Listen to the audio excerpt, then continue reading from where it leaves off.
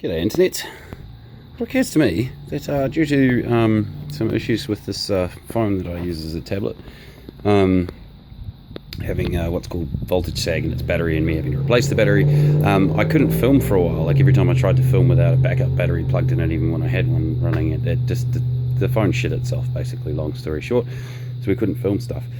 And I went along and kind of finished my wee Nano box thing that I live in. Completely forgot to sort of shoot the end kind of, this is what this ended up like kind of video. So I've actually moved to a completely different site now, at another friend's house. I'm still in the same city in well, town. It's a port called Littleton near Christchurch, for those of you who know New Zealand. And I thought we'd have a quick look at what we've done. So what I think I promised in the last video was to show you how to achieve this effect with the paint. We'll talk about the wobbly air bubbles in a minute. And unfortunately, because I went ahead and did it, I wasn't able to show it step by step, but I think it's fairly self-explanatory. So we had the overall light grey coat on the outside of the house, such as it is. I think we'll call it a capsule. That's better, yeah. It's not really a house. I live in it, but yeah. And then over top of that light grey, we sprayed a light green, which you can see here. Most of it is this light green tone. And then what you can see over top of that is a dark green and a black. And you'll notice that it's got this sort of interesting dotty effect. And all that we've done there is basically spray standard sort of blobs of camo spray, using specialized Rust-Oleum camo paint that's like super matte and stuff, so it's not shiny, which was quite expensive, but oh well. And then we've just sprayed it through a piece of mesh netting. You can buy it from army disposal stores, or just find some sort of mesh net. You know, raid your mum's stocking drawer or something, or your girlfriend or whatever. Or your own stocking drawer, you know, it's 2020, you might have stockings, I don't know. Yeah, so fishnet, sort of a pattern, basically. You can use anything, you know, metal mesh would work too. It'll give you sort of more of a digicam kind of square block effect, but yeah. And then the only other thing you've sort of really got to look at with camouflage, and I haven't done a super good job here to be fair, is you wanna blend things. So this is obviously a big square shape if we would put this in the bush, which is the intent eventually with this. This is why I'm experimenting with painting it camouflage. You want to sort of make it not look like a big square box thing. And so you'll notice I've taken where there would be a light point near the top, I sprayed it as dark as possible and then blended that down across here. But where there would be light points at the bottom, sorry, dark at the bottom, I've left a lot of light tones and stuff. So you basically want to reverse your obvious tonage. I just invented a word there. Your tones. It's the same when you're camouflaging somebody's face. So you basically sort of lighten the eye sockets and dull out things like the nose and the brow of the forehead and stuff, but you also try to sort of pull those tones, you know, the lightened eye socket across the face. So you're not always going to be putting dark where light should be and light where dark should be, but that's sort of your start point, and then you try to sort of blend it all together, which is what gets you your blotchy, nebulous, random shapes effect. Obviously, trying to apply fiberglass using PVA glue like I was doing is a really stupid idea, but we just ran with it in the end. If you're going to go cheap and use PVA glue to apply things, use fabric. Fiberglass was unnecessary. I just got it for free, so I gave it an experiment. Fiberglass works very well with fiberglass resin. It does not work well with other glues, so don't do that. So, you know, ended up with this very air bubbled patchwork effect. It is actually quite good. When we moved the house, we crashed through a few bushes and stuff like that to get it onto my mate's ute to move it to this site, and it withstood surface abrasion really well. There were a couple of areas that got some patches, dings in them and stuff, but mostly it withstood it quite well, so there's that to be said for it. But yeah, honestly, if you're doing this yourself, just get a bed sheet, do it with cotton and paint and PVA. Would be a good way to adhere that on. So a good example of that is over here on the door, which I'm about to conduct some repairs on. It's all split under here and stuff, but this is after, Jesus, 6 months or so of use. This is fabric from the old couch covers before I put the new ones on, so it's a sort of a Hessian strong fabric. That works really, really well. It adheres great with PVA glue, although obviously here it's split out, but that's because of another thing I've been doing where I've been propping one side of the door and not the other and overstressing the hinge factor. Works great for a hinge, doesn't leak, everything's good with that. So yeah, definitely go with the fabric cover, it's cool. It just looks cooler in the end as well, it's all stuck on a lot nicer and stuff. But, you know, we've got all our edges there, and as you can see, we just sort of sprayed our camouflage straight across and sort of blended everything together.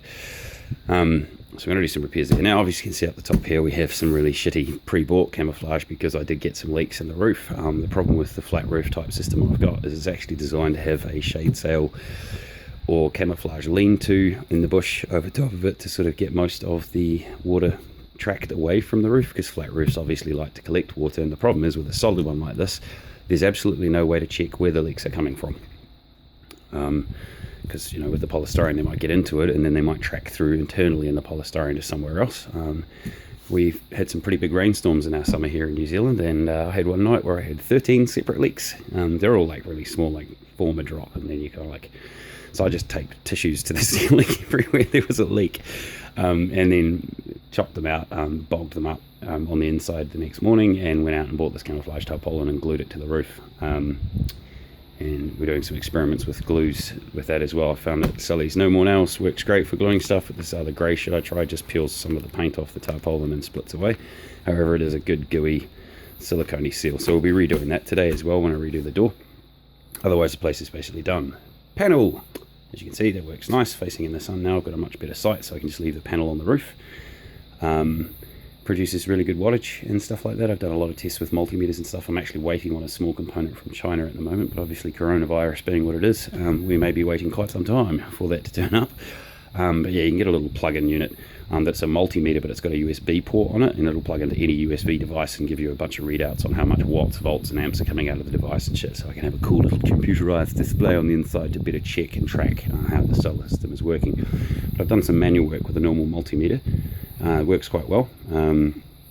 Even in shade, actually, the output, once it's gone through my little DC buck boost converter, which we've talked about in other videos, but that's this little doodad in here, which I've now got in a box. So this is the cable coming in from the solar panel, goes through the unit. It's got two outputs on it that produce a bunch of amps, which is really cool because, basically, quick explanation there.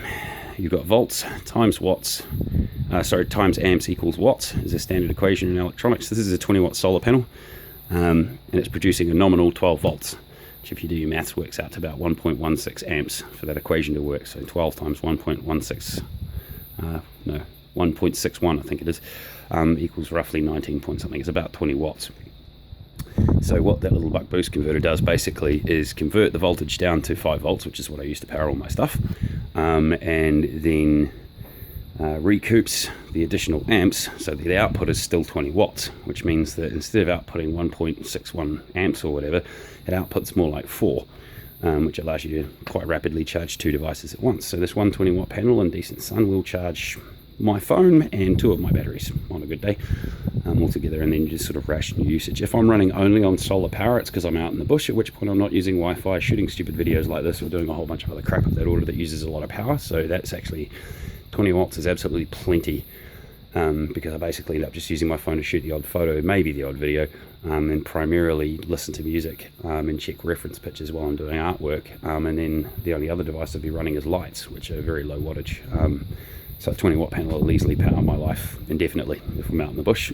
When I'm in town, I can obviously go inside and borrow people's 240 volt power to back up my phone, and or use batteries and things of that order, recharge batteries if I run out of power at night.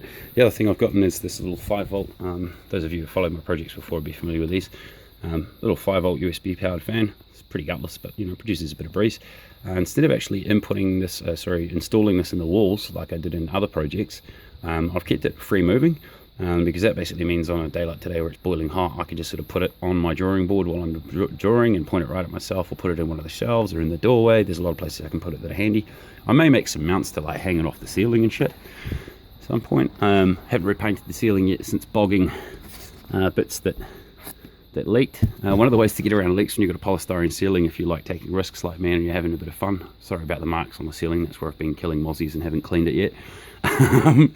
But basically what you do is you've got a leak, you hold a lighter up to it, boil the water off and then melt the polystyrene, and that will at least temporarily seal the leak, but obviously it leaves burn marks all over your ceiling. So you cut out the damaged foam, refill it with this stuff, and I just do a rough job of it and repaint, because I'm still intending to basically paste up artwork all over these walls and ceiling and shit, so it'll be a very busy interior eventually, but I don't really mind that sort of thing. I haven't really for a while been focused on trying to make this thing look cool. I'm more focused on making it work for me the way I want to live. I'm not about showing off to other people, I just want something that works for me. So going to sleep every night and working every day completely surrounded by drawings I've done strikes me as a cool idea. Hence one of my old ones is sitting up there in that wee alcove. We'll be doing that everywhere. So I don't really care if I muck up the surface finish, because I'm going to recover it with artwork and painting and glued on bits of all kinds of stuff. Probably stick up a few pin boards at some point as well, just so I can keep some sort of management on my crazy ass life. The same thing with the exterior as well. I mean, I know it looks rough as guts, but it does work. It is sealed up now. It is rainproof. We've had a lot more storms and I have no more leaks. And it is relatively well camouflaged. If we were to take this into the bush, we'd be throwing a bit of local twigs and brush over top of it and probably placing it in such a way as to better hide it and whatnot. But honestly, I just saw a bunch of videos on the internet where people were doing camouflage paint on their sniper rifles and shit, and I thought that looked really cool, so I thought I'd try and do it to my house. There's Mr. Squirrel of Judgment, who's always staring at me and wondering why I'm not doing art. Because I'm lazy and an alcoholic. Fuck you. Piss off, Squirrel. And yeah, so here's some more shots around the side. As you can see, those of you who've seen this kind of stuff before will pretty much be familiar with the shape of the house. So yeah, that's it. And the only other thing we added since the last video is down here, we have these wee studs sticking out. There's actually a 3-meter piece of timber. There's one there that runs the full length of the house. There they are at the other end, sticking out. And those two little grab poles allow two dudes, me and one other guy, who gets shot of beers afterwards, to pick this thing up and carry it pretty much anywhere. It fits. It's small enough to fit on the rear parcel tray of your average ute, or if you're in America, pickup truck. And yeah, don't even need a trailer to move this thing. Me and a bro picked it up, piece of cake, not loaded. I took all the cushions out and all my gear out, loaded into my packs, and then loaded that separately just to make it a bit easier. We had to carry this out of a really awkward site where it was last time, and basically throw it over a fence without breaking the windows, and then get it under a fence, and then through some brush stuff to get it out onto the road and be able to put it on the ute. So I made it as light as possible before doing that. And yeah, like I move this thing around myself all the time. Like if I want to do some work on the other side of it, I just pick up that end, move it over here, pick up the other end, move it across that way. And I actually have just enough space in this little courtyard area I'm in to actually fully rotate the entire unit 360 degrees when necessary, which I did, because when I first got it here I actually had it placed over in the shade facing the other way, and then I decided no, I quite like being in the sun even though it's boiling hot. So yeah, the other thing I scored from a labour job I did recently was these terracotta pots, which I haven't put any plants in yet, but I will do eventually. So I have some nice plants out here, and I'm thinking I'll put a wee deck in down here. Just mean, I'm sorry for all the people who like hassling my accent, a platform. And yeah, there's a few other little things like that I could do, but they're all just sort of cosmetic, make it look pretty kind of shenanigans. And half of me is like, do I really want to spend all the bother on and money on doing stuff just to make it look cool for other people when I'm quite comfortable as I am?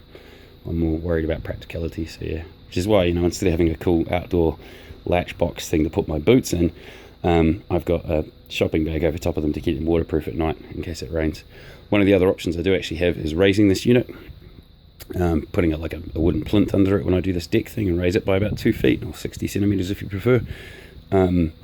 And that would mean not only would we have underfloor storage for things like my rubbish bag and my boots and various other things that are currently stashed down on the bottom of the shelves over there, but we'd also be able to get in and out a little easier, because obviously this thing's down on ground level, so I've got to sort of duck under. When we've got the door usually flaps out to here during the day. I'll show you how we do that in a second. And yeah, I sort of got to duck in underneath it to get in and out, which is fine. I'm a flexible dude, but you know, that's at 38. What happens when I'm 60? You know, I intend to be living in structures like this for the rest of my life, so possibly up in the bush and stuff as well. So if we raise that by about 2 feet, then that door lintel there, I guess we could call it, or basically, you know, the floor level, such as it is, the bed, the couch, whatever it is, the where I sit and do my things, is at my arse level when I'm standing. Well, not quite my arse level, but you know, just below it, so it's easy to sit down into it. And also easier to duck my head underneath the door because it would be higher up. Plus we get storage underneath. So I'm pretty seriously considering that idea, which is one of the other advantages of these carry rails. They give a rail that the entire unit can sit on instead of the 4 sort of pegs that stick out. So you've got 2 options. You've got your 4 legs that stick down, or your 2 rails that you can load this thing onto whatever surface, basically. Obviously those rails also allow me to install some ropes and carabiners and hang this thing anywhere I want. And yeah, there's a few other longer term options there that might be doable. So I'll quickly show you how the door sort of thing works, and then we'll try and keep this video under 20 minutes. So what I've done over here is I have a door locking system, which is also my door hinging system. So we've got 2 carabiners. You see the other one over there. They go straight through, and they're on elastic that runs around the outside of the door and back to the other carabiner. So what you can do is, it's quite weird trying to do this on camera while holding the thing. is blind. Well, you can see what I'm trying to do. Hang on. One-handed. We do this two-handed. You can slide the poles into place and attach them onto here. So I'll just pause briefly while I do the other one. Right, here we are back again. So now we're sitting inside, obviously. And as you can see, what these little bits allow us to do is have these poles sticking off the door, which means I can plant it on the deck there in pretty much any position I like. If I'm not on level terrain, it'll still work. You can move those poles all over the place. Very flexible setup. When I originally did it, I had them set up so that they actually, let's get that done now. They pop into the inside of the door frame, like that. And then hold the door at a wee angle so you've got a bit of shade during the day. And I actually quite often sort of sit here with my legs out the door. You know, adjust the couch cushion here onto the back wall. And yeah, just rotate around. I'm gonna either sit here cross-legged or sit with my feet out the door. It's quite cool for cooking and shit as well. Like, you don't want to put your cooker right underneath the door because then all the steam will blow up into there, sort of where you sleep. But you can put it right there and shit. You can use one or both of these, but if you use one, it sort of puts asymmetrical load on the door, which is where we're starting to split this bit out here, which I'm going to fix next. So not the best plan to sort of do things that way. And the other advantage, or sort of setup I've got with these clips, is obviously the carabiners, so you can clip them onto things. So down there on the inside behind my pillow on one side of the door, we've got that little eyelet, which that carabiner clips onto. And then down here in that gap, we've got one there, which that carabiner clips onto. So we can fully like air seal this thing up, so that the outside flap there like really seals against the wall and there's no drafts or anything coming in, which does create a problem obviously because then we've air sealed a completely sealed up environment pretty much. Otherwise, we do have a couple of vents down in the corner there, same on the other side, and there's some minimal venting down underneath my gear here, but it's not really a lot. So if you fully seal the space up, you are going to get condensation, which you have to clean up off the windows in the morning. So longer term, I may install at least a passive proper vent into the wall behind that shelving unit where it was designed to be having one. I may even put a fan into it, possibly longer term, but usually actually at least in summer what I'm doing is I just sleep with the door open. In winter, for heating, the cool thing with that fan is basically we can put that anywhere, so I can set up another one of my little metal heaters that uses a candle. Obviously flame in a small space like this is dangerous both for fire risk and also for carbon monoxide, but anyone who's followed the videos before is aware that I've got a number of safety procedures and go-arounds for that sort of process. But basically it comes down to it, don't be a bloody idiot, handle fire carefully, don't sleep with your heater on, make sure you regularly ventilate and have fresh oxygen going to any sort of flame-based heat device you've got. If you see red or pink flames, you should bloody well worry and get the fuck outside. You should be looking at blue and or yellow flames. Orange indicates you're already burning carbon dioxide, and that's pretty bad. So yeah, look this shit up on Google, learn it off the internet. It's not just for porn. You know, there's a fair bit of science out there that'll actually, in this case, literally save your life. So yeah. But I'm thinking of actually installing one of the metal heater things on the inside of this door frame here in a way that will allow me to just grab it and push it out the door if there's a problem.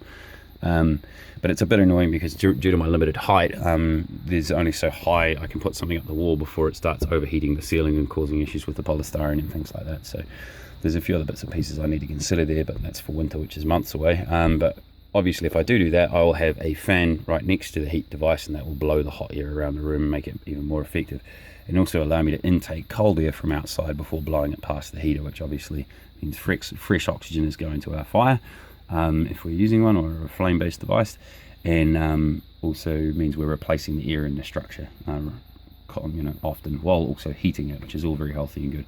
It's primarily, honestly, to just avoid condensation, because I hate cleaning it off the glass, and it can lead to mold and things like that, which is really annoying because at night it's really, really warm in here if the door's shut. Obviously it's a very, very small space, so my body heat will keep it warm anyway.